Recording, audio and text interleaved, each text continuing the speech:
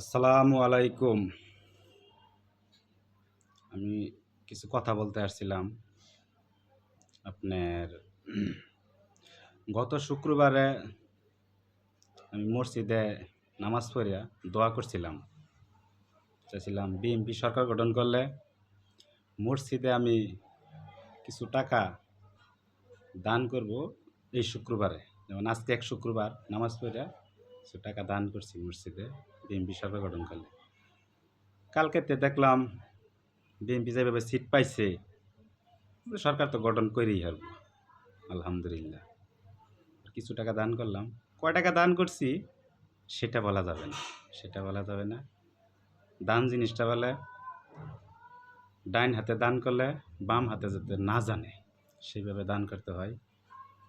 এই জন্য কত করছি এটা বলা যাবে না, আমি করছি আর কি। আপনার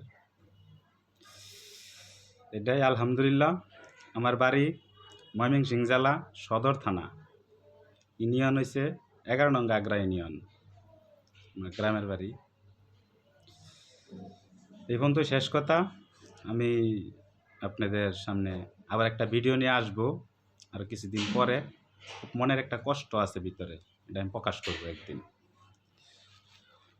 আসসালামু আলাইকুম।